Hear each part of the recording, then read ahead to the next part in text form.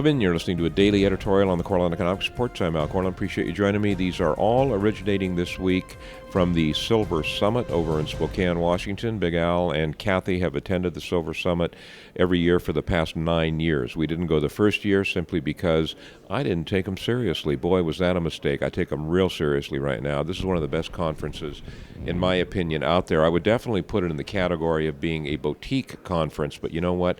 Very, very valuable attendees here. I've got Gary Cope with me right now. Gary, what's your impression of this conference? I think it's pretty darn good. We wouldn't miss it, Al. We've been here for 6 or 7 straight years, and I agree with you 100%. It's one of the best conferences.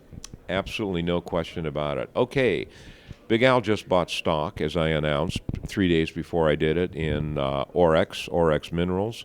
I am very, very glad that I did. Took part in a private placement here.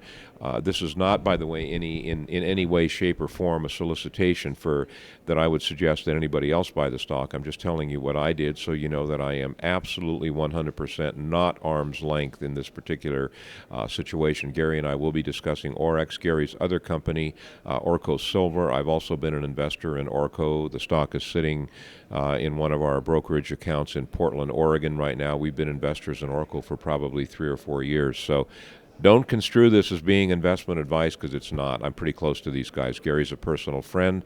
I try to help him out with his golf game, but that kind of isn't working. Having said that, let's do an update on Orex. Well, Orex has got a lot of exciting things going on right now, Al. We just announced last week that we were taking over another public company, another explorer, Astral. We coveted one of their properties in Mexico that they had, and they had basically, gone as far as they could. They weren't able to refinance, so we have stepped in and obtained a project called Los Crestones in Sinaloa, Mexico, and they had done one drilling program on it and had a result of 5 meters of 38 grams gold.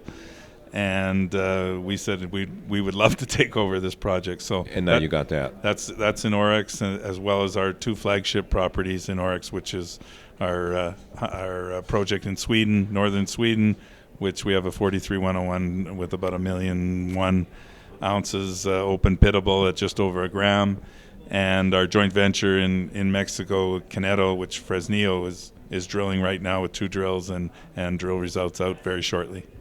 The thing I like about Orex, the thing I like a lot about Orex, and the reason I purchased the shares in Orex is that these guys are, Gary's been around a long time, and he knows how to make deals work. And the thing about Orex that makes me very comfortable, quite frankly, is the geographic diversification. I mean, you've got a flagship property in Sweden, and you've got 2 great properties down in Mexico. Yeah, we're trying to build Orex into a premier exploration company, and I think we're well on our way.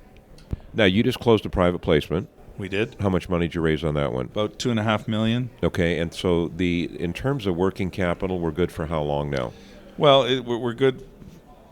Probably if we stayed the course, we're good for a year. But we want to really ramp up Sweden. We feel that Sweden needs about 3 or 4 drills going and warrants it. The project really warrants it. And we've just hired Mining Plus to start a scoping study on the main deposit in Sweden. So as that's going on, we'll be drilling a lot of the exploration targets that we've developed and found.